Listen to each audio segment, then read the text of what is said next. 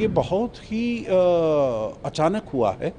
मेरे विचार से किसी को इसके बारे में उम्मीद नहीं थी। ये 26 सोशल मीडिया ऐप्स को जो बैन किया है, वो एक बिल्कुल जिसे कहा जाए एक ट्रिगर के तरीके से उसने काम किया है। इतना ज़्यादा भार सब लोगों की पीठ पर आ गया था उनके लिए, चाहे वो करप्शन का मुद्दा हो, चाहे वो अनएम्प्लॉयमेंट का मुद्दा हो, इन्फ्लेशन का मुद्दा हो। जो युवा वर्ग की पीढ़ी है, उनको अपने सामने कोई भविष्य नहीं दिखाई दे रहा था। नेता हैं और अफसरान हैं और उनके जो परिवार है और उनके जो बेटे बेटियां हैं, वो कितनी उनकी जो किस प्रकार की लग्जूरियस लाइफ वो लीड कर रहे हैं। सब्र का जो बांध था वो एकदम टूट पड़ा और वो सब सामने आ गए। केवल ये सोशल मीडिया ऐप के बैन की बात होती तो वो तो कल ही हटा दिया गया था और गृह मंत्री ने भी, होम मिनिस्टर ने कल रिज़ाइन कर दिया था।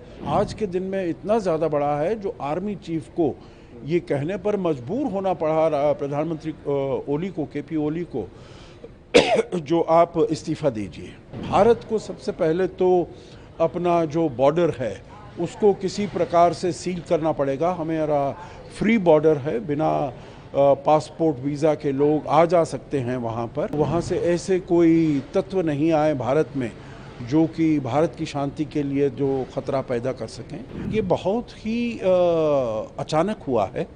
मेरे विचार से किसी को इसके बारे में उम्मीद नहीं थी और भारत को नहीं, नेपाल में भी किसी को इसके बारे में नहीं मालूम था। जो इतना ज़्यादा जो जेनजी है जो प्रोटेस्ट करने के लिए आ रहे हैं, अब प्रोटेस्ट तो होते रहते हैं और प्रोटेस्ट हमने देखा है जो चाहे नेपाल में हो या और देशों में हो, होते रहते हैं क्योंकि कुछ मुश्किलें होती हैं, कुछ दिक्कतें होती हैं।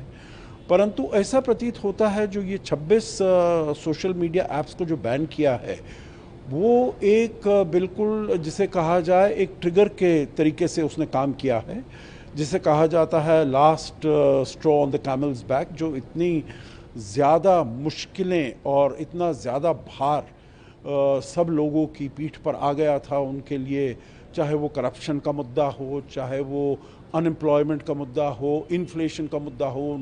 जो युवा वर्ग की पीढ़ी है, उनको अपने सामने कोई भविष्य नहीं दिखाई दे रहा था और वो देख रहे थे जो कितना करप्शन है, गवर्नमेंट में कितना करप्शन है और वहाँ पर जो गवर्नमेंट के जो नेता हैं और अफसरान हैं और उनके जो परिवार है और उनके जो बेटे बेटियां हैं, वो कितनी उनकी जो किस प्रकार की लग्जूरियस लाइफ वो लीड कर रहे हैं और जो कॉमन पीपल है उनके पास कुछ भी नहीं है। तो ये सब गुस्सा, ये सब रोष उनमें फैल रहा था और ये जैसे एक आखिरी तिनके की बात थी जो, और इससे जो भी बांध था, सब्र का जो बांध था वो एकदम टूट पड़ा और वो सब सामने आ गए। अगर केवल ये सोशल मीडिया ऐप के बैन की बात होती तो वो तो कल ही हटा दिया गया था और गृह मंत्री ने भी, होम मिनिस्टर ने कल रिज़ाइन कर दिया था।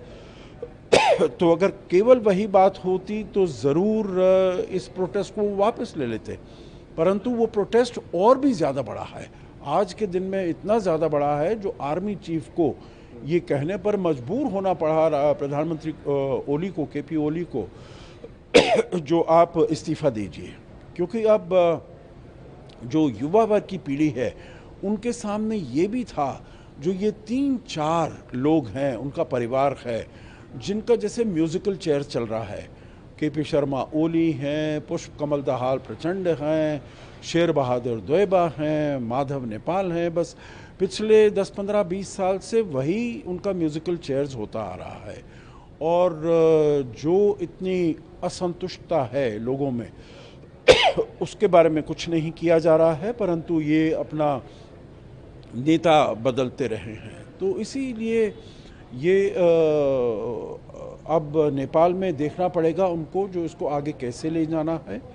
और हालांकि अब वो कह रहे हैं जो बहुत ही पॉलिटिसाइजेशन हो गया है स्टूडेंट कम्युनिटी का, परंतु उनको साथ मिलकर आना पड़ेगा जो कैसे वहाँ पर शांति स्थापित की जाए और फिर से समृद्धि की ओर उनकी जो आर्थिक व्यवस्था है, आर्थिक स्थिति है, उसको स्टेबिलिटी और पीस, ट्रैंक्विलिटी लाई जाए, स्थिरता लाई जाए और इकोनॉमी को हाथ में रखा जाए और समृद्धि की तरफ बढ़ा जाए। मेरा आखिरी प्रश्न ये रहेगा कि नेपाल के फ्यूचर के बारे में आप कैसे देखते हैं और भारत के पास क्या विकल्प उपलब्ध रहेंगे और भारत को इसको कैसे डील करना चाहिए, आपकी टिप्पणी से। देखिए, अभी मेरे विचार से जहाँ तक नेपाल की बात है तो ये बिल्कुल एक ही दिन हुआ है, तो आगे चलते हुए हम देखेंगे जो हालात कैसे आगे बढ़ते हैं। जहाँ तक और उसके ऊपर भारत को बहुत पैनी नज़र रखनी पड़ेगी।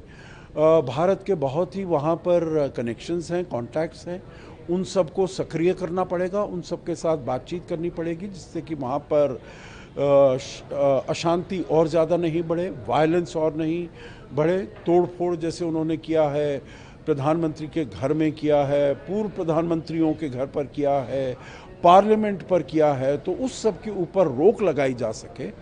तो ये सब वहाँ पर उनको अपने आप ही जो उनकी लॉ एनफोर्समेंट अथॉरिटीज़ हैं, जो उनकी आर्मी है, क्योंकि आर्मी को भी बुला लिया गया है इसको स्थिरता लाने के लिए, शांति कायम करने के लिए, तो उन सबको देखना होगा। भारत को सबसे पहले तो अपना जो बॉर्डर है उसको किसी प्रकार से सील करना पड़ेगा। हमारा फ्री बॉर्डर है, बिना पासपोर्ट वीज़ा के लोग आ जा सकते हैं वहाँ पर, तो वहाँ से ऐसे कोई तत्व नहीं आए भारत में जो कि भारत की शांति के लिए जो ख़तरा पैदा कर सकें। और फिर भारत को अपना, हम शुरू से 2014 से कम नेबरहुड फर्स्ट पॉलिसी को हम आगे लेते आए हैं और मैं कहूँगा जो उसमें हमको बहुत सफलता भी मिली है, चाहे वो अपने हमारे संबंध हों श्रीलंका के साथ बेहतर करने के लिए 2022 में जैसे वहाँ पर इतना ज़्यादा मुश्किलात हुई, भारत ने कैसे उनकी सहायता की, करीब 4-4.5 बिलियन डॉलर का उनको आर्थिक मदद की जब उनके पास ना कोई एनर्जी थी, ना खाने को सामान था, ना उनके पास किसी प्रकार की दवाइयाँ थी, फर्टिलाइज़र थे, तो इन सब के लिए भारत ने उनकी सहायता की। ऐसे ही मालदीव्स में भी जो आए थे राष्ट्रपति मोहम्मद मोइज़ू, तो उसके इसी उस पर आए थे, कॉल पर, कैंपेन पर आए थे इंडिया आउट पर उनको भी हमने बातचीत करके अपने साथ अपने संबंधों को सुदृढ़ किया है। और वैसी ही बात अफ़गानिस्तान के साथ भी हम देख रहे हैं। तो मैं समझता हूँ जो भारत के और नेपाल के संबंध बहुत पुराने हैं, बहुत हिस्टोरिकल हैं, बहुत ही सांस्कृतिक सिविलाइजेशनल हैं, तो पीपल टू पीपल कनेक्ट हमारा बड़ा अच्छा है। तो जो वहाँ पर सरकार आती है उसको भी देखना होगा और उनके साथ बातचीत करनी होगी। जो भी वहाँ पर पॉलिटिकल फोर्सेस उभर कर आते हैं उनके साथ हमको कनेक्शन बना कर रखना होगा जिससे कि वहाँ पर स्टेबिलिटी रहे और शांति रहे, स्थिरता रहे और वो आगे समृद्धि के रास्ते पर वो चल सकें।